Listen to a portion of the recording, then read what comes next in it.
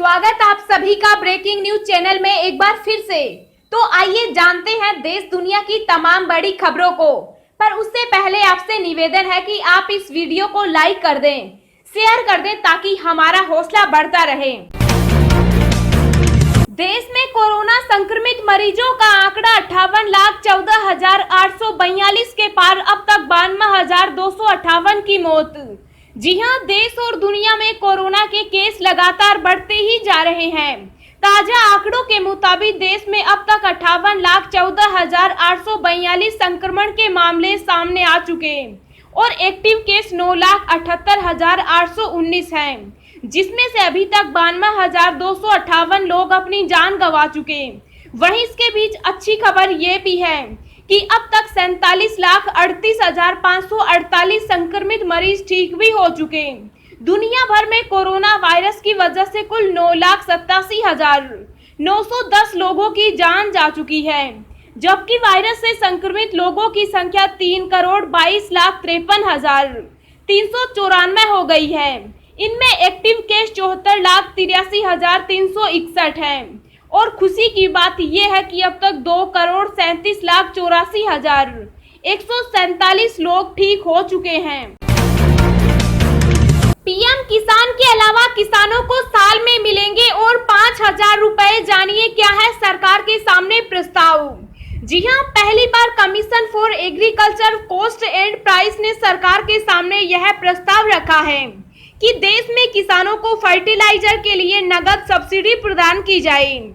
कृषि उत्पादों के न्यूनतम समर्थन मूल्य पर सीएससीपी ने सिफारिश की है कि हर साल प्रत्येक किसान को 5,000 रुपए फर्टिलाइजर सब्सिडी के रूप में डायरेक्ट कैश बैंक ट्रांसफर किया जाए। पैनल ने सिफारिश की है कि यह 5,000 रुपए 2 बार में दिए जा सकते हैं, 2,500 रुपए खरीफ फसल के सीजन में और 2,500 रुपए रबी सीजन में। अगर सरकार सीएससीपी की यह सिफारिश मान लेती है तो किसानों को पीएम सम्मान निधि के सालाना 6,000 रुपए के अलावा 5,000 रुपए की फर्टिलाइजर सब्सिडी भी मिलेगी। अगर फर्टिलाइजर सब्सिडी सीधे किसानों के खातों में आएगी तो सरकार अभी कंपनियों को सस्ता फर्टिलाइजर बेचने के लिए जो सब्सिडी देती है वह खत्म हो जाएगी। दोस्तों, अगली खबर जानने से पहले आपसे एक रिक्वेस्ट है कि इस वीडियो को बनाने में मुझे बहुत ज्यादा मेहनत लगती है, तो इस मेहनत के लिए वीडियो को एक छोटा सा लाइक जरूर करें। बच्चों को स्कूल भेजने से पहले जरूर बता दें ये 5 बातें काम आएगी, ये सावधानियां। जी हां, आज कोरोना का खौफ विश्व भर में छाया हुआ है। कोरोना वैक्सीन का इंतजार भारत सहित बाकी सभी देश बड़ी बेसब्री से कर रहे हैं, लेकिन जब तक कोविड-19 की वैक्सीन सभी देशों को उपलब्ध नहीं हो जाती, सरकार के साथ घर के सभी बड़े लोगों की यह जिम्मेदारी है कि वो अपने परिवार की सुरक्षा का पूरा ध्यान रखें। इसी सुरक्षा में घर के छोटे बच्चे भी आते हैं जो स्कूल खुलने पर अपने अपने स्कूल जाएंगे। ऐसे में बच्चों को स्कूल भेजने से पहले आपको उनकी सुरक्षा को ध्यान में रखते हुए उन्हें ऐसी कई जरूरी बातें सिखानी और समझानी होगी जो कि कोरोना काल में जीवन का जरूरी हिस्सा बन चुकी है। बच्चों को दे सोशल डिस्टेंसिंग का मंत्र। स्कूल शुरू होने से पहले बच्चों को सोशल डिस्टेंसिंग का महत्व समझाएं। बच्चों की डेस्क दूर दूर रखें ताकि उनमें दूरी बनी रहे। हाथ धोने की आदत बताएं कि सिस्टम, दरवाजे का हैंडल, नल का हैंडल जैसी चीजें छूने के बाद अच्छे से हाथ जरूर धोएं। बच्चों को कम से कम 20 सेकंड तक अच्छे से हाथ धोने की आदत डालें। इसके अलावा बच्चे को हैंड सैनिटाइजर का भी इस्तेमाल करना बताएं। मास्क पहनना जरूरी। बच्चों को समझाएं जहां सोशल डिस्टेंसिंग संभव न हो, कपड़े का मास्क लगाए रखें। अपने बच्चे के बैग में हमेशा एक्स्ट्रा मास्क जरूर डालकर रखें ताकि अगर उसे अपना मास्क बदलना हो तो वो आराम से बदल सके। बच्चे को समझाएं कि उसे अपने दोस्तों के साथ अपना मास्क नहीं बदलना है। जूठा खाने से करें परहेज। बच्चों को बताएं कोविड-19 के चलते स्कूल में अपने दोस्तों के टिफिन बॉक्स से या उनका जूठा खाना किया हुआ भोजन न खाएं। खांसते छींकते समय कोहनी या रुमाल का इस्तेमाल करें। बच्चों को समझाएं जब कभी स्कूल में उन्हें छींक या खांसी आए तो वे अपने मुंह के पास अपने रुमाल का इस्तेमाल करें ताकि संक्रमण दूसरे बच्चों तक न फैले। सीएम योगी का बड़ा फैसला, छेड़खानी और रेप करने वाले अपराधियों का चौराहे पर लगेगा पोस्टर। जी हां, यूपी की योगी सरकार महिला अपराध को लेकर और सख्त हो गई है। प्रदेश में महिलाओं के साथ अपराध करने वालों की शामत होगी। सरकार दुराचारियों और अपराधियों के खिलाफ ऑपरेशन दुराचारी चलाएगी। ऐसे अपराधियों के पोस्टर लगाने का आदेश दिया है। योगी ने कहा कि कहीं भी महिलाओं के साथ कोई अपराध घटना हुई हो तो संबंधित बीट इंचार्ज, चौकी इंचार्ज, थाना प्रभारी और सीईओ जिम्मेदार होंगे। सीएम योगी ने कहा कि महिलाओं से भी किसी तरह का अपराध करने वाले अपराधियों को महिला पुलिस कर्मियों से ही दंडित कराओ। ऐसे अपराधियों और दुराचारियों के मददगारों के भी नाम उजागर करने का आदेश दिया। सीएम योगी ने कहा कि महिलाओं और बच्चियों के साथ किसी भी तरह की घटना को अंजाम देने वालों को समाज जाने, इसलिए चौराहे पर ऐसे अपराधियों के पोस्टर लगवाएं। भारत ने किया स्वदेशी पृथ्वी 2 मिसाइल का सफल परीक्षण। जी हां, भारत ने सेना के अभ्यास परीक्षण के तहत देश में विकसित पृथ्वी 2 मिसाइल का ओडिशा के एक केंद्र से सफल रात्रिकालीन प्रायोगिक परीक्षण किया। सतह से सतह पर वार करने वाली यह मिसाइल परमाणु आयुध ले जाने में सक्षम है। रक्षा सूत्रों ने बताया कि चांदीपुर स्थित एकीकृत परीक्षण केंद्र से इस अत्याधुनिक मिसाइल को अंधेरे में दागा गया और परीक्षण सफल रहा, जिसने सभी मानकों को प्राप्त कर लिया। रक्षा अनुसंधान एवं विकास संगठन के एक अधिकारी ने बताया कि 350 किलोमीटर की दूरी तक वार करने वाली इस मिसाइल को ITR के प्रक्षेपण परिसर 3 से एक मोबाइल लॉन्चर से दागा गया।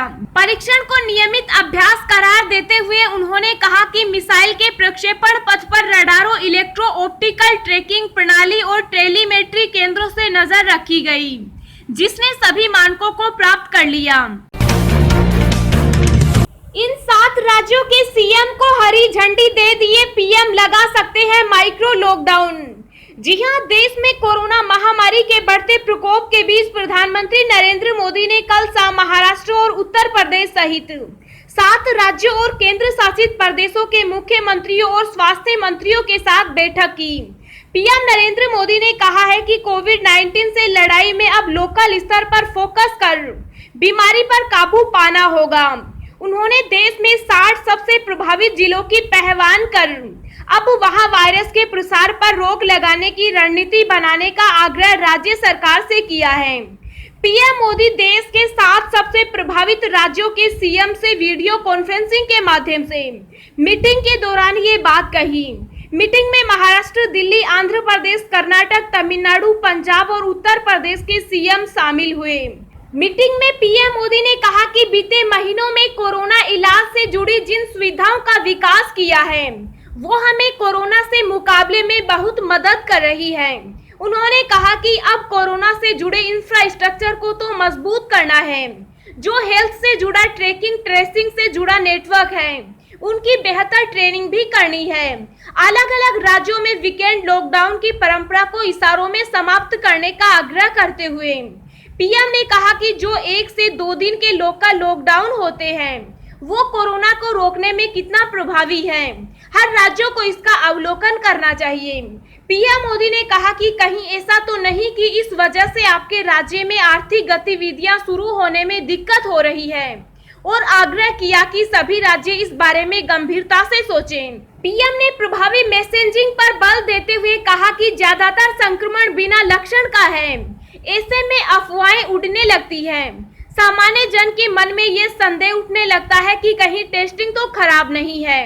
मोदी बोले कि कई बार कुछ लोग संक्रमण की गंभीरता को कम आंकने की गलती भी करने लगते हैं। भारत ने मुश्किल समय में भी पूरे विश्व में जीवन रक्षक दवाओं की आपूर्ति सुनिश्चित की है।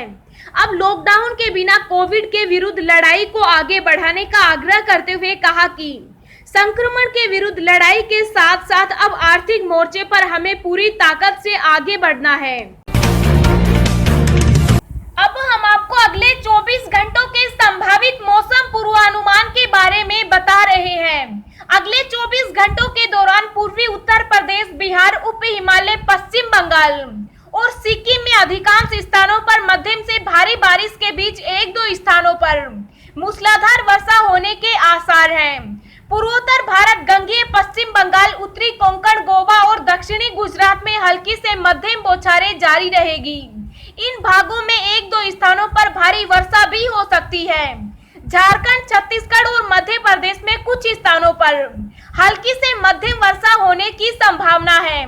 तेलंगाना, तमिलनाडु और अंडमान व निकोबार द्वीप समूह में एक दो स्थानों पर हल्की वर्षा हो सकती है।